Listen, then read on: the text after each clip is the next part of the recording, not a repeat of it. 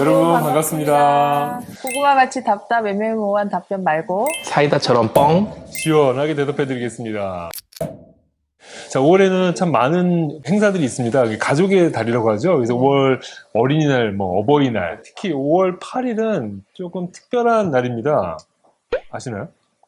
어버이날 말고. 혹시 뭐 병하고 관련된 날인가요? 아, 네, 맞습니다. 네, 바로 난소암의 날입니다. 아, 맞죠? 네, 그래서 오늘 특별히 저희가 난소암에 대해서 주제를 준비했습니다.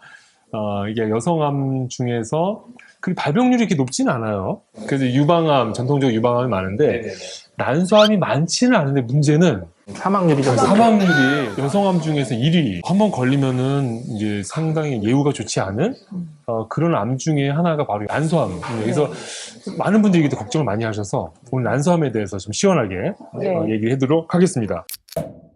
난소의 역할이 뭐죠? 기본적으로 이제 난소는 여성 호르몬을 분비하고 네. 생식 기관으로서 향후 임신을 위한 난자를 갖고 있는 거죠. 여성성을 유지하기 위해서는 난소가 제일 중요한 네. 부분이죠. 네. 네. 자, 난소암이 이렇게 어떤 분들한테 많이 발생하고 어떤 게 영향을 준다든가 위험한 인자들 뭐 이런 게 뭐가 있을까요? 일단은 뭐 제일 먼저 직계 가족들. 근데 이제 가끔은 뭐 숙모님, 뭐 고모 뭐 이런 거 근데 이제 모계로 해가지고 이제 어머님이라든가 할머니, 이모 뭐 이런 쪽에 아니면 언니, 자매들. 그래서 이럴 때 가족력이 있는 분들은 특히 좀 조심을 해야 될 것 같고요. 가족력 1번. 그다음에 두 번째로는 이게 아무래도 이제 호르몬하고 관련된 암이다 보니까 뭐 유방암이라든가 자궁 내막암이라든가 이런 암들하고 좀 연관이 좀 있어가지고 그런 이제 유방암에 대한 뭐 개인적인 병력이 있는 분들도 좀 조심을 해야 될 것 같고요. 난소암 증상이 있나요?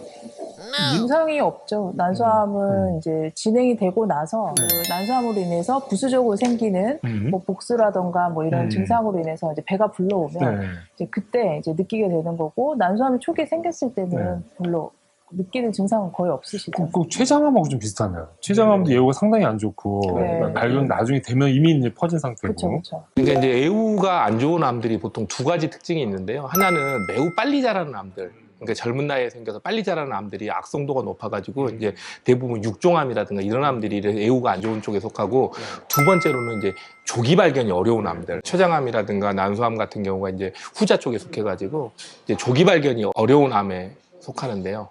제가 이제 영상 검사하면서 검진하다 보면은 난소에 물혹이 있다고 이제 발견되는 경우도 많고 그 물혹 때문에 이게 암이 아니냐 이제 걱정하시는 분들 많거든요. 물혹이 발견됐다. 그럼 그 다음 환자분들 어떻게 이제 그 다음 과정을 해야 될까요? 난소암이 잘 발생하는 연령대가 있잖아요, 원장님. 네, 보통은 이제 폐경기 전후라서 뭐 20, 30대 연령인지 나이를 먼저 보고요. 그리고 이제 초음파 검사에서 난소 물혹의 이제 성격에 따라서 이제 그래도 이제 이게 암이 될지 아니면은 그냥 그 생리 주기에 따라서 그냥 일시적으로 생기는 혹인지 구분이 되기 때문에 초음파 검사를 통해서 우선 또 1차적으로 또 설명해드리고 있습니다. 네. 굳이 좀 더 보탠다면 크게 도움이 되지 않는다고 알려져 있긴 한데 이제 피 검사를 통해서 이제 흔히 난소 암 수치라고 하기도 하고 종양 표지자라고 하기도 하는데 이제 암일 때 이제 올라가는 수치들이 있는데 이제 진료에서 그렇게 완전하게 활용하기가 좀 힘든 게 생리를 할 때도 좀 수치가 올라갈 수가 있고 양성 종양에서도 많이 올라갈 수가 있어가지고 건강 검진했는데 이제 보통 CA 125라고 불리는 수치인데 이제 이 수치가 좀 올라가서 좀 염려를 하시면 많이 오시긴 하는데 이런 경우도 조금 이제 도움이 되는 경우가 좀 있을 것 같습니다. 그 물혹을 한번 이렇게 쭉 스펙트럼으로 정리를 해보면 어떻게 나눌 수 있나요? 진짜 단순 물혹. 그 다음에 기능성 낭종, 이제 흔히 말하는 이제 단순 물혹이고 생리할 때 이제 생겼다 없어졌다. 그러니까 이제 우리가 주로 이제 배란을 하면서 난자가 배출이 되기 때문에 그때 이제 물집이 생겼다가 없어지게 되는데 이제 보통 그런 종류들을 기능성 낭종, 물혹 뭐 여러 가지 명칭으로 부르고 있는데 물론 이런 경우도 터지면서 출혈이 돼가지고 이제 문제가 되는 경우가 있고 꼬이는 경우도 있죠. 꼬이는 경우도 그래서 이제 뭐 물혹이라 그래서 전혀 신경을 안 써도 된다라고 말하기는 어렵지만 대부분 위험도는 없기 때문에 정기적으로 추적 관찰만 하는 이제 이런 종류의 혹이 있을 것 같고요. 그다음에 두 번째는 양성 종양들이 그래서 이제 뭐 저희가 점액성 낭종, 장액성 낭종 하는 그런 양성 종양 그리고 이제 기형종, 자궁 내막종. 흔히 말하는 암은 아니죠? 네, 그렇죠. 환자분들이 양성, 악성 이렇게 구별할 때 양성으로 구별되는 이런 종류의 혹들이 이제 대부분의 혹들이 사실은 이 양성 종양에 속한다고 보시면 되고요. 이제 그 다음에 이제 우리가 걱정 걱정하는 이제 악성 종양이 있을 것 같습니다. 네. 그래서 이제 우리가 말한 악성 종양이 아까 말씀드렸던 것처럼 치명률이라든가 이제 예후가 상당히 안 좋은 부분인데 앞에 말씀드린 종양들은 사실 그런 종양은 아니라서 네, 네. 환자분들은 근데 구분이 일단 발견되면 이게 암이 아닌가? 그거부터 걱정하시니까 사실 너무 지나치게 걱정하시는 분들 많으신 것 같아요. 이렇게 다 구분해서 이해하시면 좋겠습니다. 자, 그러면은 이제 뭐가 발견돼서 우리가 그러면 치료 방법을 나눈다면 그냥 그 무록은 어떻게 하죠, 무록은? 무록도 아까 말씀드린 것처럼 뭐 문제가 되는 경우가 있어서 가끔은 수술하기도 하는데 무록은 일단은 보통 한 3개월 정도 간격으로 초음파로 크기가 커지는지 없어지는지 좀 지켜보셔도 될 겁니다.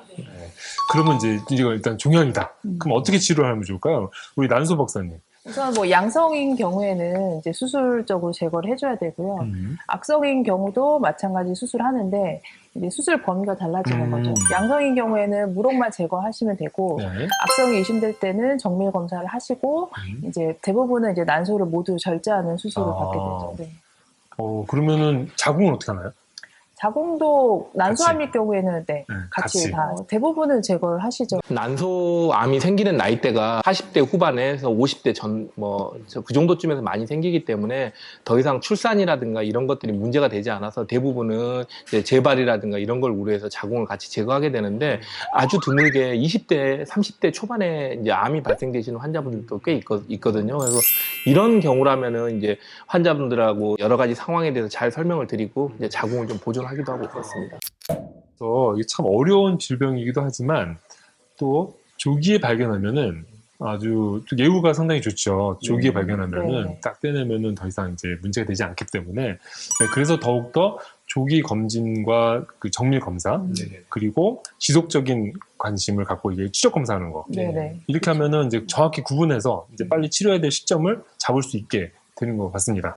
그리고 이제 뭐 좀 이제 양성 종양과 악성 종양이 조금 구별이 어려울 때 이제 조직 검사가 필요한데 근데 이제 보통 뭐 위내시경, 장내시경 뭐 이런 걸 통해 가지고 대부분의 장기들은 좀 손쉽게 조직 검사가 가능한데 안타깝게 난소는 아직까지는 조직 검사가 쉽지가 않아 가지고 그래서 이제 환자분들이 더 고민을 하시는 것 같습니다. 이제 왔을 때 혹이 있는데 이거를 과연 조직 검사를 위해서는 전신 마취하고 이제 수술로 제거를 해야 되기 때문에 그래서 이제 이 수술을 할 것인가 좀 지켜봐도 될 것인가 나이가 아직 젊은데 아직 미혼인데 아니면 임신을 준비해야 되는데 혹시 수술하다가 난소를 다치게 되면 혹시 난소 기능에 문제가 되지 않을까. 근데 그거는 저희가 요새는 이제 복강경을 통해 가지고 얼마든지 뭐 난소를 다치지 않게 조심히 수술하는 방법들이 많이 있기 때문에 하여튼 너무 걱정하지 마시고 언제든지 우리 난소 박사님께 오시면 저희가 잘 치료를 해드릴 수 있을 것 같습니다. 네. 그 초음파뿐만 아니라 이제 최근에는 CT나 MRI, 이제 CT 같은 경우는 이제 방사선을 쬐다 보니까 아무래도 여성분들한테 이렇게 권해지진 않지만 MRI는 이제 방사선 노출이 없고 방사선의 위험이 없거든요. 그 대신 성질, 안에 있는 성분이 뭐냐, 점액이냐, 장액이냐, 아니면 그냥 출혈성이냐, 혹은 이제 뭐 다른 조직이냐 이런 걸 구분할 수가 있고 또 결절이나 이런 이제 악성을 시사하는 소견들을 더 자세히 볼 수가 있어서 양성과 악성을 감별하는 데는 좀 더 도움이 되고 그러면 거기에 따라서 좀 적당한 치료를 받는데 도움이 될 수 있다고 볼 수 있습니다. 그러면 저희 민투병원 와서 MRI 찍으면 되는 건가요? 아, 그럼요. 오셔서 네. MRI 찍고 정확한 상담 받으시고 난소 박사님한테. 난소 박사님께 수술도 하시고 하면은 건강하게 보존하면서 나빠지기 전에 잘 치료받을 수 있겠습니다. 자, 오늘도 저희가 짧은 시간이나마 난소에 대해서 난소암, 특히 난소암에 대해서 얘기를 알아봤는데 자, 오늘 마지막 이제 중요한 이벤트가 있죠. 아마 여러분 많은 분들이 기다리셨던 이벤트였습니다. 자, 오늘 발표를 하겠는데요. 자, 특별상 발표하겠습니다. 자, 30명. 네, 축하드립니다. 네.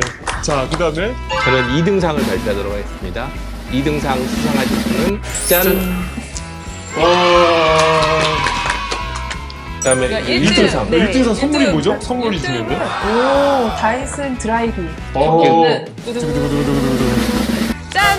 와, 축하드립니다. 축하드립니다.